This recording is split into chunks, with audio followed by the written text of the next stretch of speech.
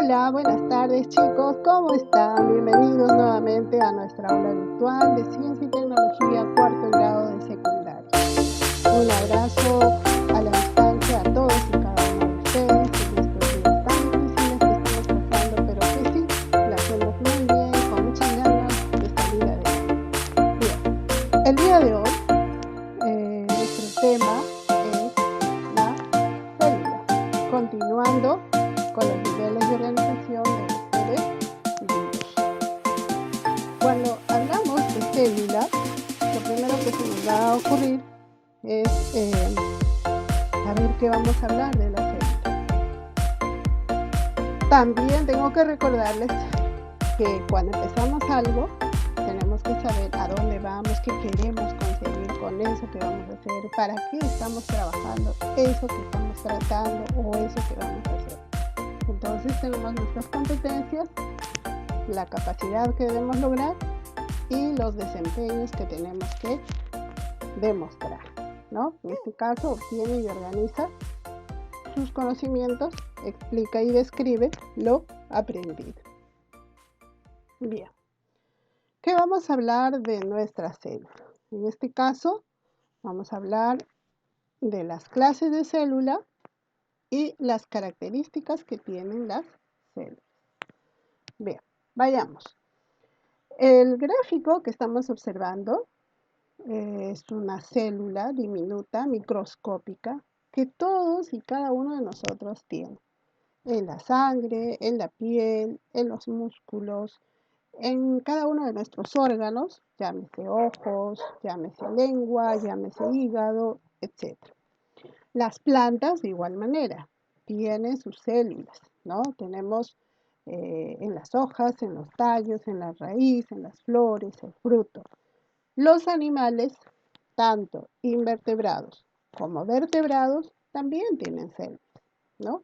Los invertebrados son los que no tienen esqueleto y sabemos que hay una gran variedad de animalitos, ¿no? Desde los más simples hasta los más complejos.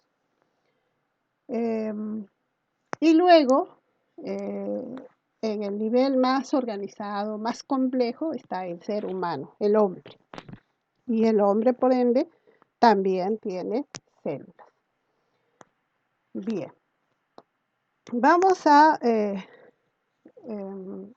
para hablar de célula, tenemos que saber cómo es que se habla de célula, quién estudió, quién inventó, cómo se descubrió, cuál es el proceso en que se dio a conocer que existía célula, porque obviamente, de acuerdo al avance de la humanidad, sabemos que el hombre primitivo no tenía las herramientas que hoy tenemos con el avance de la ciencia y la tecnología.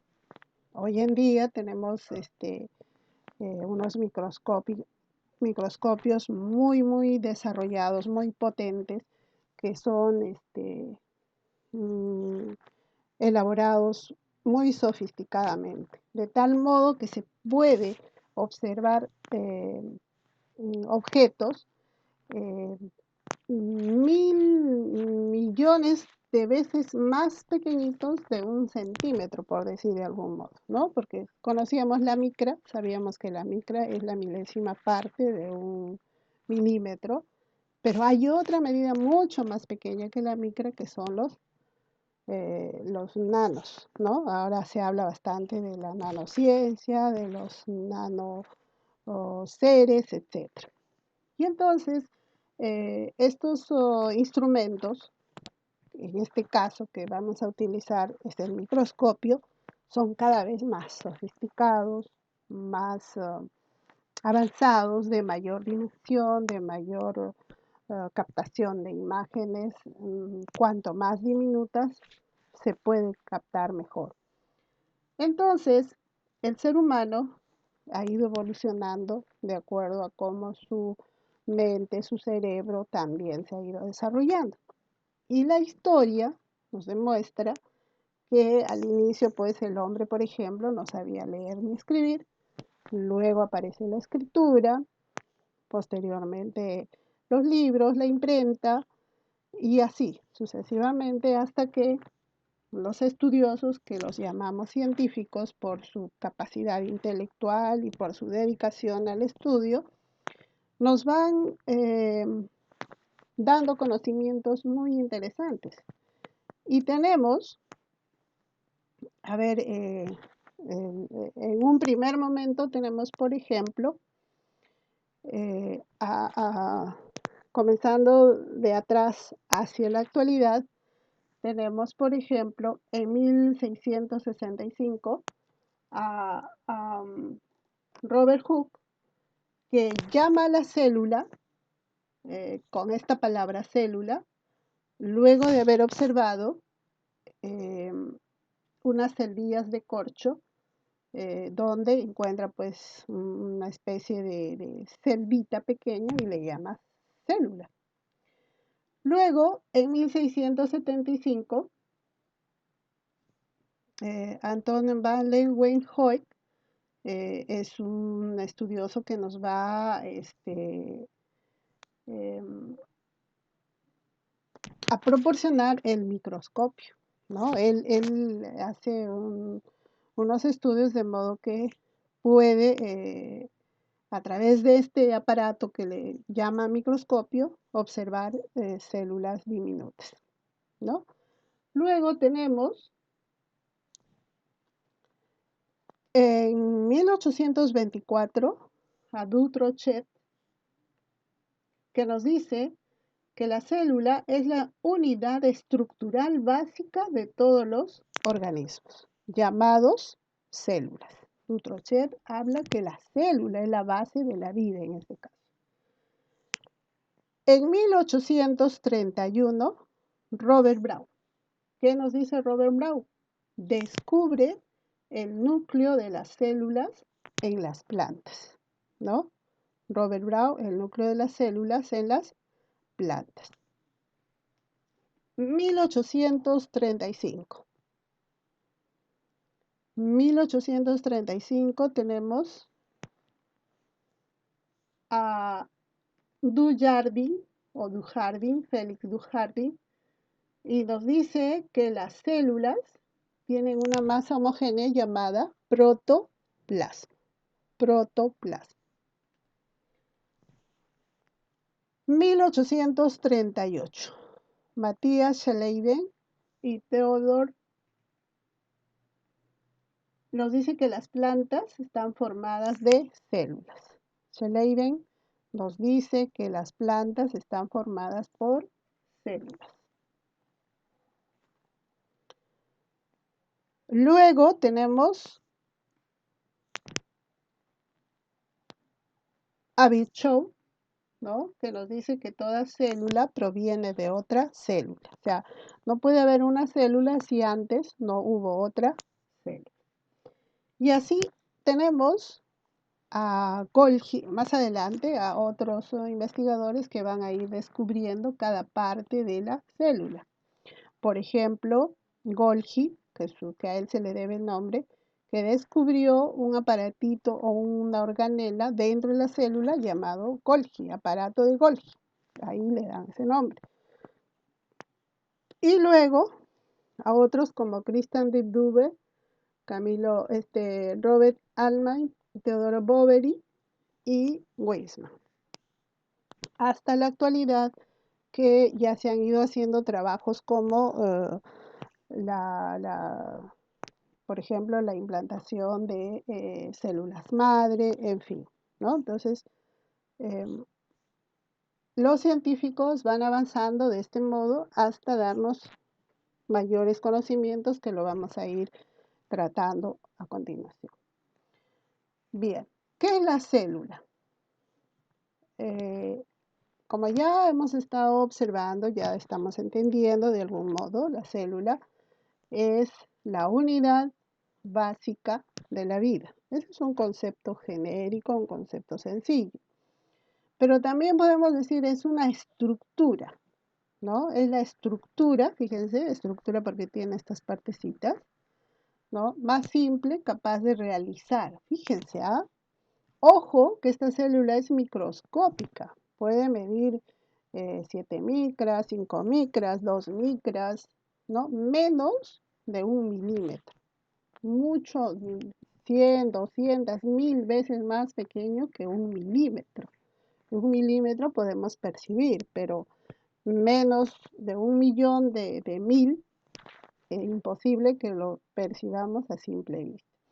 Pero bueno, esta célula tan diminuta, tan pequeñita, puede realizar la función de nutrición, relación y reproducción. Recuerden que nutrir significa alimentarse con nutrientes. ¿Ya? No es lo mismo alimentación que nutrición. Relación es la capacidad de intercambiar sustancias con los que están al lado nuestro, ¿no? Que yo le doy líquido, me da gas, o le doy sólido y me da líquido, etc. Es un intercambio de sustancias, intercambio de estímulos, intercambio de compuestos, etc. Y luego la reproducción. Entendamos que la reproducción no solo es dar lugar a un hijo cuando se juntan células diferentes. La reproducción también implica dar lugar a una nueva célula porque la anterior ya se envejeció. Ejemplo, nosotros todos los días cambiamos de células en la piel.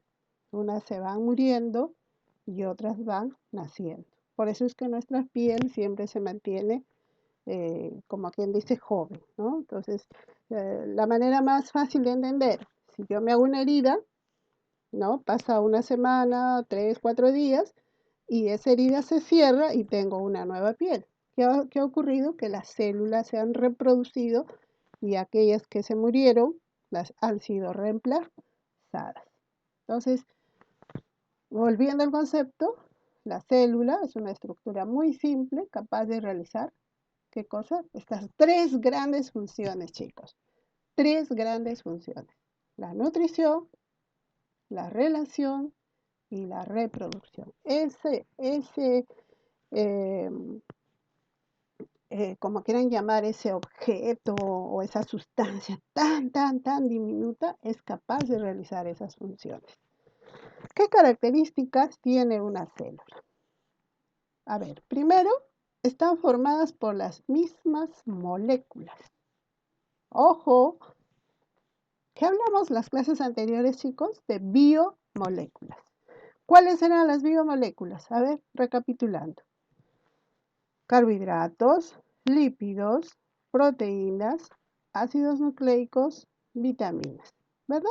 Muy bien. Entonces, las células están formadas por las mismas moléculas. Carbohidratos, lípidos, proteínas, ácidos nucleicos. ¿Qué otra característica fundamental? Utilizan el ADN como material hereditario. Lógico. A ver, ¿qué pasaría si me quito un pedacito de piel porque se enganchó en un clavo, en una esquina, etcétera? Y esa célula que se va a reproducir, ojo, el ADN está ahí para hacer la réplica, los cromosomas y todo eso. Entonces, en lugar de salirme piel, me sale de repente lanita, lana, ojo, como la lana del carnero, ¿no? En vez de salir piel, me sale lana. ¿Qué estaría ocurriendo? Un fenómeno. Entonces, si me hice una herida, la piel se rasgó, se tiene que cubrir esa herida con otra piel. Entonces, el material hereditario es el ADN. ¿Qué más? La otra característica de la célula posee membrana celular, citoplasma y organelos. La membrana celular es lo que va a cubrir a la célula. Y los organelos viene de órganos, ¿no? Y en este gráfico estamos observando unos dibujos o unos gráficos interesantes y cada uno de ellos representa a un órgano diminuto, que no es un órgano propiamente dicho, sino es una organela. La siguiente característica de la célula: obtienen energía y nutrientes del ambiente. Así como nosotros cuando comemos, pues obtenemos proteínas de la leche, de la carne, que viene de fuera. De igual manera, las células van a obtener esos nutrientes. A ver, habíamos visto en este gráfico que tenemos clases. ¿Qué clases de célula tenemos? Procariota y eucariota. Hablemos de las procariotas o procariota. ¿Cuáles son las características de las procariotas? Carecen de núcleo, presentan pared celular, el ADN está disperso en el citoplasma, presentan ribosomas, sintetizan las proteínas, presentan cápsula protectora, tienen flagelo, pilis, y los virus parásitos son intracelulares, se replican dentro de la célula, fuera son inactivos. Aquí voy a hacer un paréntesis para relacionarlo con los virus. Ojo, los virus no son células, no son seres vivos, pero sí son, como quien dice, unas imitaciones de células, imitaciones de seres vivos, ¿no? Y que tienen algunas de estas características. Y la vamos a ir viendo a continuación.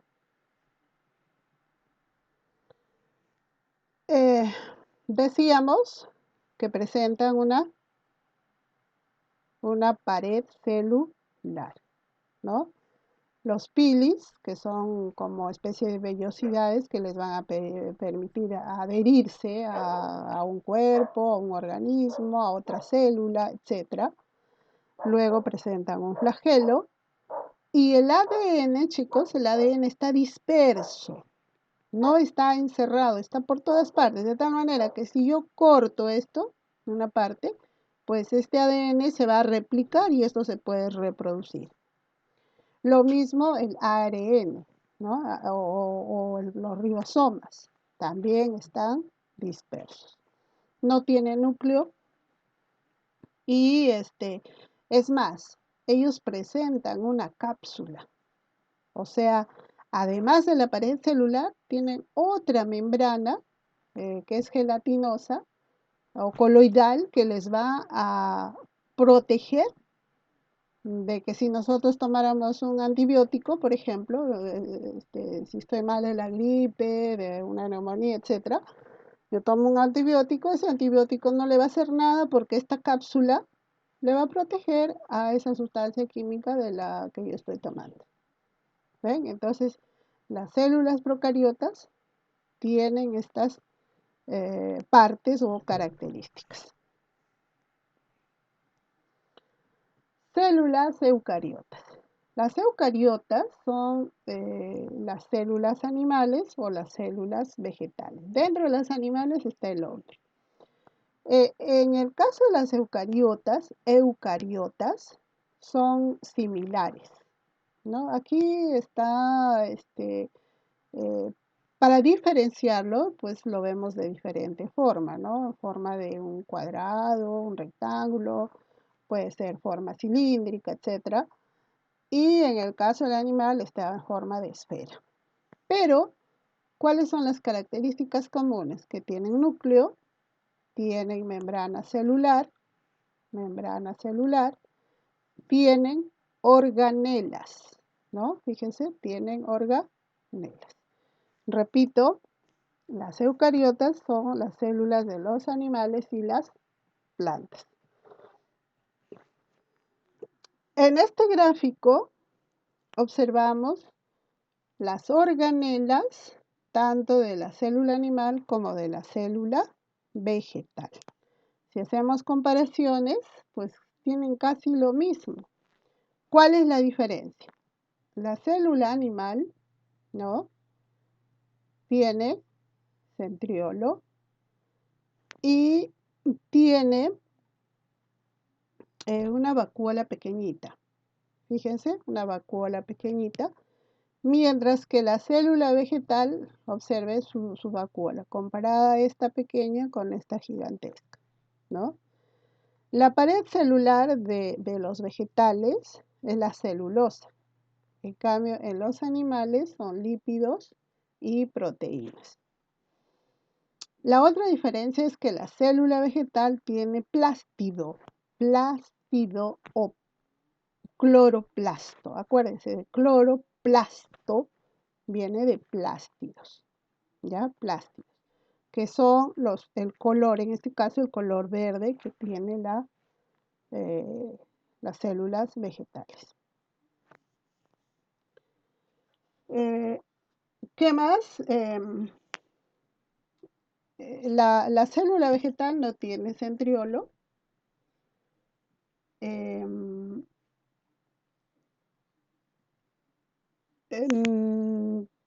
Ambos tienen lisosoma, ambos tienen complejo de Golgi, tienen mitocondria, etc.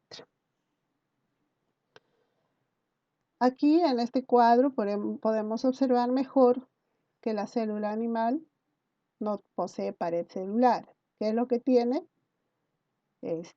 Proteínas y lípidos. En la vegetal está conformada por celulosa.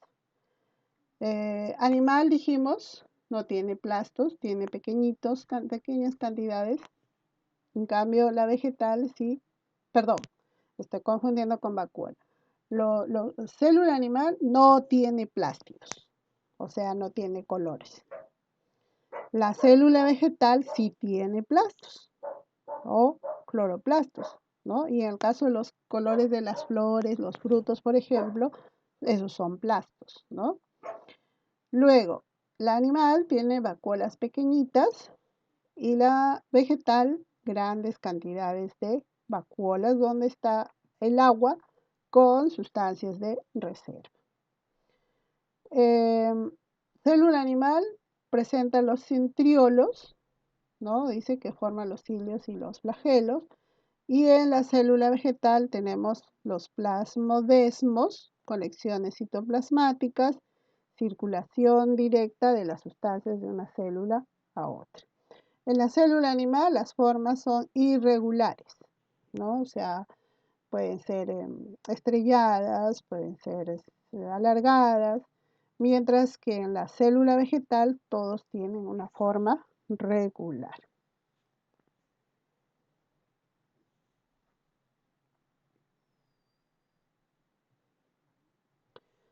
Bien, aquí quiero yo un poquito hacer énfasis a lo siguiente.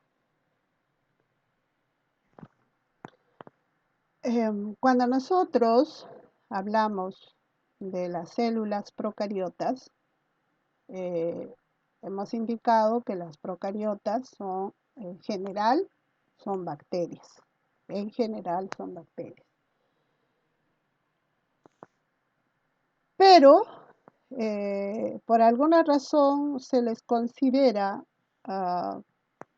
una proximidad a los virus.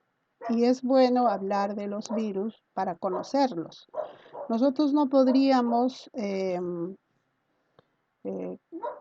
hablar, es como que yo les dijera, a ver, vamos a hablar de la papa. Si nunca hemos comido, nunca hemos observado, nunca hemos preparado algo con la papa, pues no podríamos hablar mucho de la papa. Entonces, hoy en día se está hablando bastante de los virus y sabemos que hay virus pues de todo tipo y que ataca al organismo viviente produciendo enfermedades. Y estos virus hay para plantas, hay para animales, hay para el hombre, ¿no? Generalmente son parásitos y tienen en su capa externa, vamos a decir que esto es algo parecido a un virus, ¿no?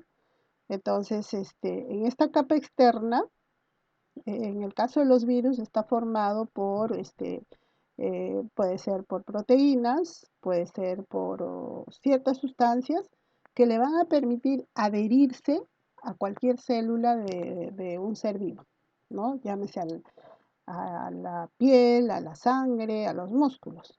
Esta capita, cuando hace conexión, hace reacción química con una célula de un ser vivo, repito, un ser vivo que puede ser una planta, puede ser un animal o puede ser el hombre, si fuera un virus, si fuera el virus, al producir reacción química con los componentes de la célula de su huésped, va a producir réplica. En vez de decir reproducción, se va a replicar, se va a dividir, se va a reproducir en mayor cantidad, ocasionando la enfermedad. Entonces, los virus, cuando están solitos, o sea, a la intemperie, en el agua, en el aire, y no tienen conexión con una célula, están felices y también nosotros felices porque no nos ocasiona ningún problema. El problema es cuando el virus ingresa a nuestras células y hace reacción química, esta pared, con los componentes de nuestra célula. Y entonces, al replicarse, o sea, al reproducirse, dicho de otro modo, la palabra es replicar. Al replicarse el virus en contacto con la célula, va a producir sustancias que van, valga la redundancia, dar lugar a la enfermedad. Ahora, otra cosita que quiero, por favor, que quede claro y que no debemos olvidar, en los virus, esta capa externa que tienen, algunos tienen proteínas, ¿no? O compuestos parecidos a las proteínas, y otros a los lípidos y otros a los carbohidratos. Y de acuerdo a eso, pues van a buscar una célula que haga contacto con eso y se replique. O si es proteína con otro y que se replique. Entonces, los virus tienen, aquí estamos viendo que tienen el ADN, el ARN, ¿no? Ácido ribonucleico y ácido desoxirribonucleico. Hay virus que tienen ADN y hay virus que priman el ARN. O sea, no siempre los dos, tiene que ser uno de ellos, o el ADN o el ARN. Luego, por ejemplo, los que tienen ADN se llaman adenovirus. ADN, adenovirus. Ejemplo, tenemos los que producen la varicela, viruela, herpes, el papiloma. Las chicas, por favor, las chicas, el papiloma humano es un virus que tiene ADN, adenovirus. Lo mismo la hepatitis. Ahora, los virus que tienen genoma ARN, ¿no? O ARN virus, ahí estamos ahora nosotros. Por favor, ojito acá. Los virus que tienen ARN o ácido ribonucleico, también los podemos llamar virus, ARN virus. Estos pertenecen al grupo B, genoma virus B, son los que producen la influenza, todas las gripes que hemos visto, ¿no? H1, etc. La fiebre amarilla, rubiola, hepatitis A, hepatitis C, hepatitis D, la poliomielitis, la sarampión, la rabia, el dengue, la ébola, el VIH-Sida, papera, entre otros. Entonces quedó claro, los que tienen ARN son los que producen enfermedades, ¿no? Como la gripe, dengue, rubiola, etc. Luego, Otra cosita que debemos también aprender en el caso, por ejemplo, del VIH. En el VIH-Sida, este virus ingresa a, en primer lugar, tiene glucoproteína. Ustedes ya saben qué es glucoproteína. Glucosa, proteína, como su nombre indica. Entonces, esta capita tiene glucoproteína y se va a meter de poquitos en la célula y para replicarse, ¿dónde se va a ubicar? En las células ganglionares o el sistema linfático, ¿no? Cuando el sistema linfático está formado por los glóbulos blancos, ¿no? Y los glóbulos blancos, cuando ya son invadidos por estos virus, llega un momento en que todo el sistema inmunológico se da por vencido, se ha quebrado, ya el virus ganó, le dominó, su combinación química le ganó. Entonces se da ya SIDA. Este SIDA, que es de inmunodeficiencia adquirida, es porque los glóbulos blancos ya, como quien dice, perdieron, ya no hay. Y esto ocurre en 10 años. O sea, si hoy día me ingresa un virus de VIH a mi organismo, de acá a 10 años recién se me va a declarar la enfermedad. Por eso es que en esos 10 años yo voy a estar feliz, tranquila, en mi cuenta me voy a dar. Pero ya cerrando los 10 años van a empezar a aparecer los síntomas una tras otra, ¿no? Como un bombardeo. Y lo mismo en el caso de las otras enfermedades que hemos indicado, como la poliomielitis, que ataca el sistema nervioso. Ojo, la rabia también al sistema nervioso. Y eh, estos virus van a ir ganando pues al organismo, repito, con esas reacciones químicas y el organismo va a ir decayendo, decayendo hasta que en un momento dado, si no ha sido, la palabra no es curado, la palabra es expulsar, sacar, botar a los virus del cuerpo. ¿Cómo se saca? Pues a través de la vacuna. Ustedes saben que nuestros científicos, los estudiosos, los expertos en biología, en ingeniería biológica, son los que se están ocupando de crear las vacunas y estos estudios constantemente. Fíjense, chicos, lo que acá me interesa es que ustedes entiendan que los virus están en todas partes, en el agua, en el aire, en la tierra, en el suelo, en los fierros, en donde nosotros tocamos, vemos y en todo momento.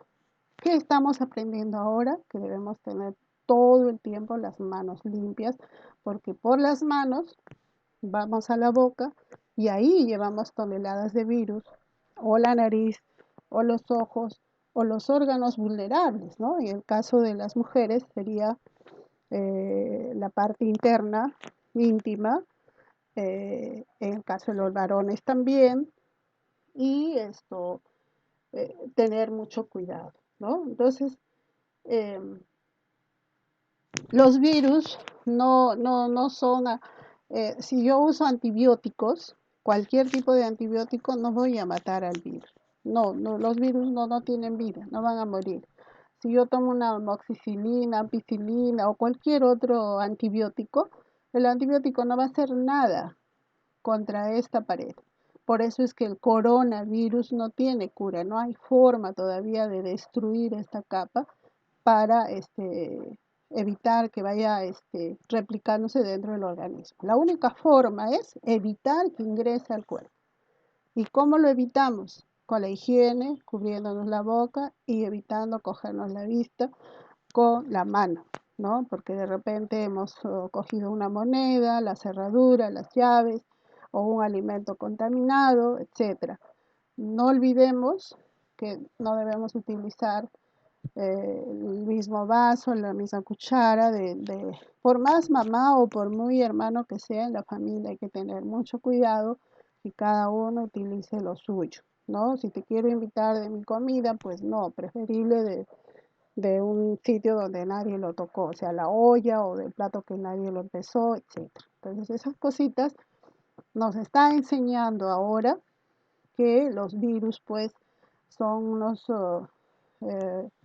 una semejanza a las células procariotas y que nos está ocasionando muchas enfermedades. Ya indicamos que enfermedades y que no hay antibiótico que pueda detener o evitar que se repliquen para producirnos la enfermedad.